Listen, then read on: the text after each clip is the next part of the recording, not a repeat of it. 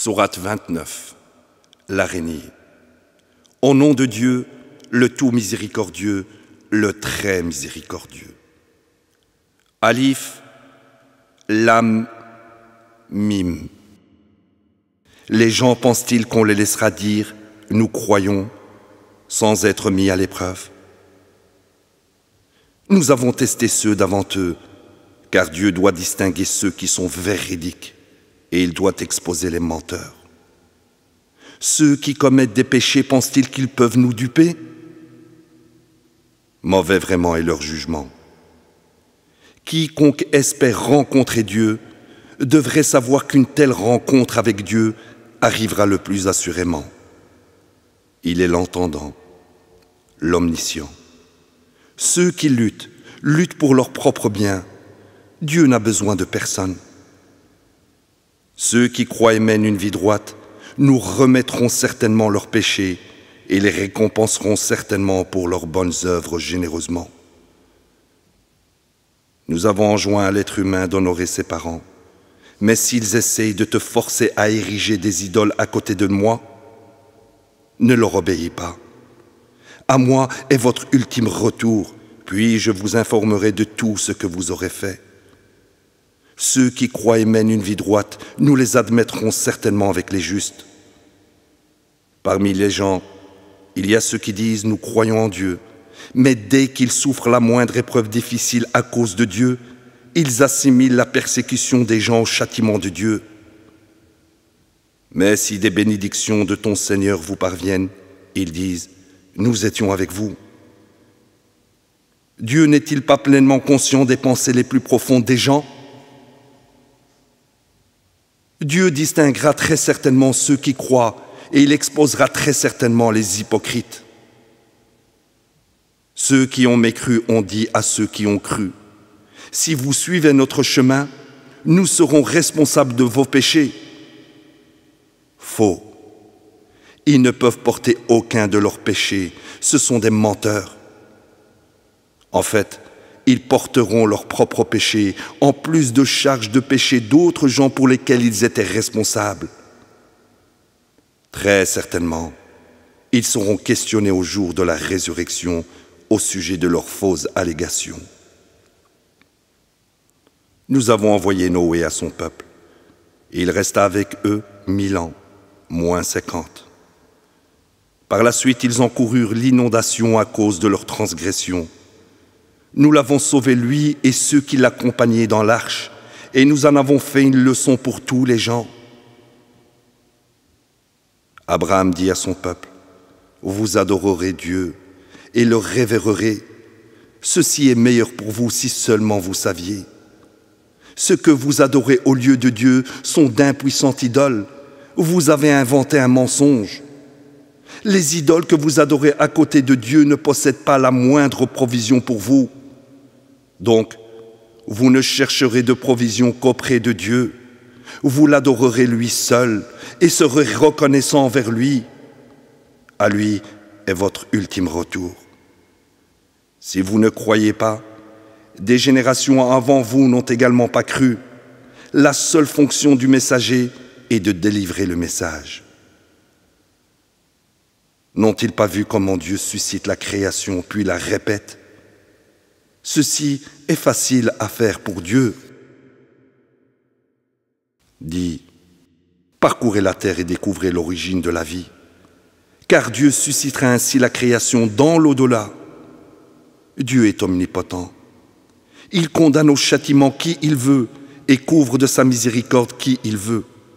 En fin de compte, à lui vous serez ramenés.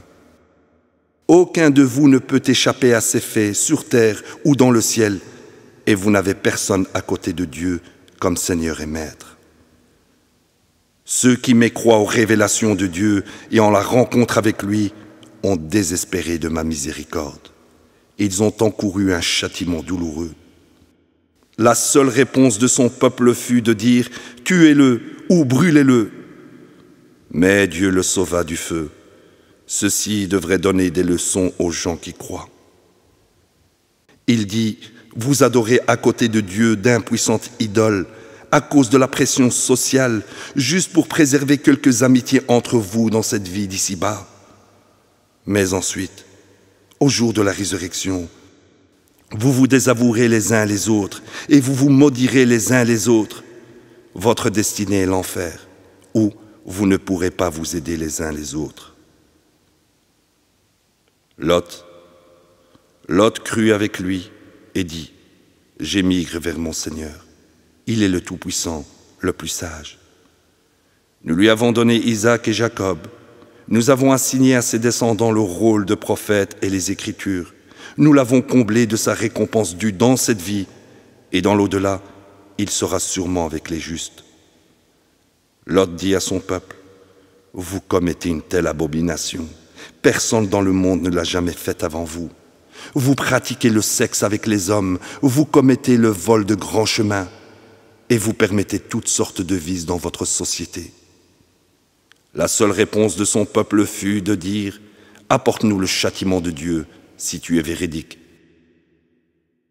Il dit, « Mon Seigneur, accorde-moi la victoire sur ces gens pernicieux. » Quand nos messagers allèrent chez Abraham avec la bonne nouvelle de la naissance d'Isaac, ils dirent également, « Nous sommes en route pour anéantir le peuple de cette ville, car ces gens ont été pernicieux. » Il dit, « Mais Lot vit là. » Ils dirent, « Nous sommes pleinement au courant de tous ceux qui y vivent.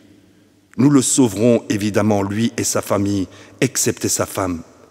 Elle est condamnée à un sort funeste. » Quand nos messagers arrivèrent chez Lot, ils furent maltraités, et il fut embarrassé par leur présence. Mais ils dirent, « N'aie aucune crainte, et ne t'inquiète pas. Nous te sauverons ainsi que ta famille, excepté ta femme. Elle est condamnée à un sort funeste. Nous déverserons sur les gens de cette ville un désastre venant du ciel comme conséquence de leur perversité.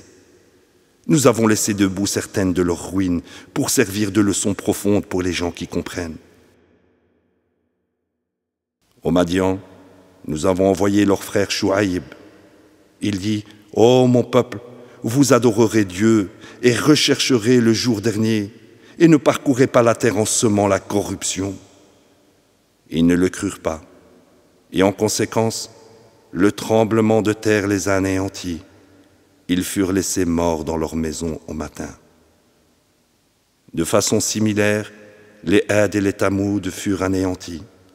Ceci vous est rendu manifeste à travers leurs ruines.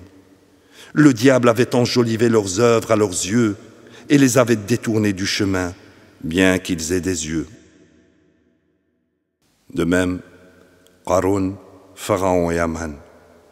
Moïse alla à eux avec des signes clairs, mais ils continuèrent à perpétrer la tyrannie sur terre. En conséquence, ils ne pouvaient échapper au châtiment.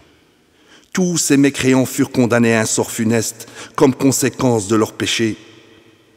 Pour certains d'entre eux, nous les avons anéantis par de violents vents. Certains furent anéantis par le tremblement.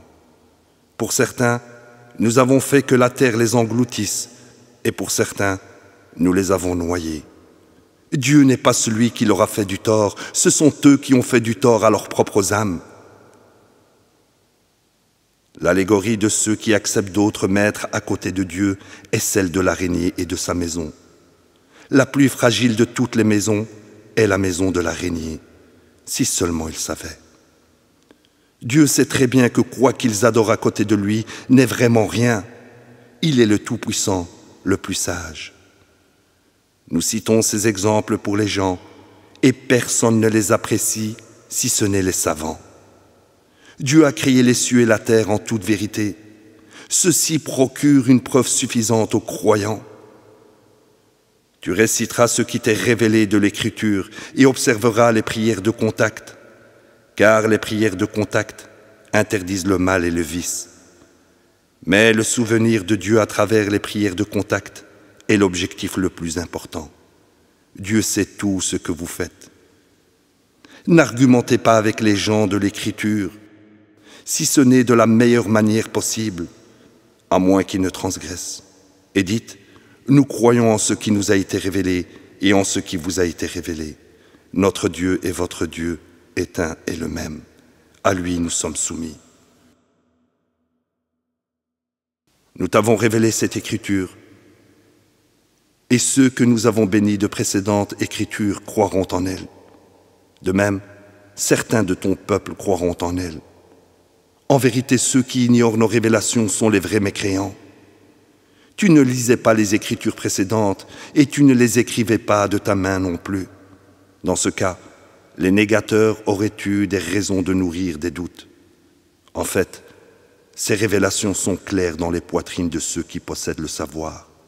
Seuls les pernicieux ignoreront nos révélations. Ils ont dit, si seulement des miracles pouvaient descendre sur lui de la part de son Seigneur.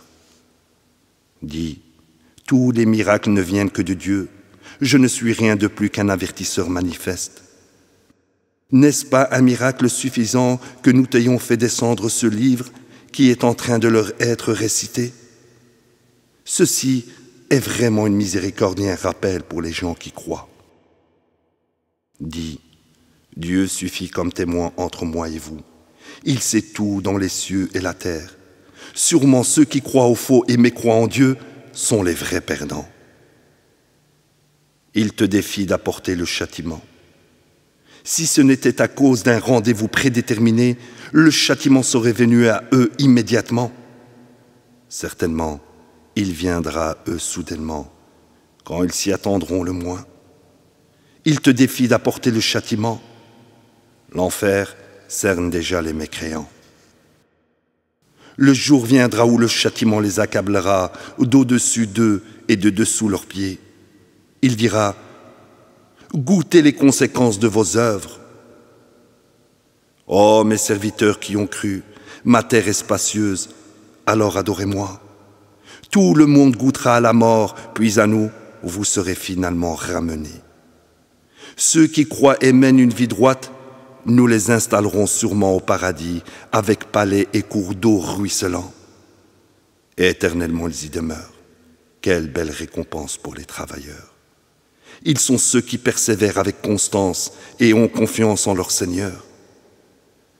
Bien des créatures ne portent pas leurs provisions. Dieu pourvoit à leurs besoins aussi bien qu'aux vôtres. Il est l'entendant, l'omniscient. Si tu leur demandes qui a créé les cieux et la terre et mis le soleil et la lune à votre service, ils diront Dieu. Pourquoi alors ont-ils dévié? Dieu est celui qui augmente les provisions pour quiconque il choisit d'entre ses créatures et les retient. Dieu est pleinement conscient de toutes choses. Si tu leur demandes qui fait descendre du ciel de l'eau pour faire revivre la terre morte, ils diront Dieu.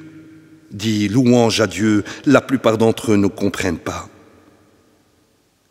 Cette vie d'ici-bas n'est rien de plus que vanité et jeu, tandis que la demeure de l'au-delà est la vie réelle, si seulement ils savaient.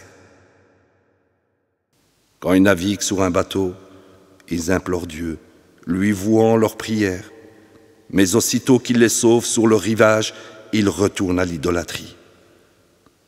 Qu'ils mécroient en ce que nous leur avons donné et qu'ils jouissent temporairement, ils sauront sûrement. N'ont-ils pas vu que nous avons établi un sanctuaire sacré, que nous avons rendu sûr, tandis que tout autour d'eux, les gens sont en constant danger? Croiront-ils encore au faux et rejetteront-ils les bénédictions de Dieu? Qui est plus mauvais que celui qui fabrique des mensonges et les attribue à Dieu, ou rejette la vérité lorsqu'elle vient à lui? L'enfer n'est-il pas un châtiment juste pour les mécréants? Quant à ceux qui luttent dans notre cause, nous les guiderons sûrement dans nos chemins. Le plus assurément, Dieu est avec les pieux. Allahu Akbar.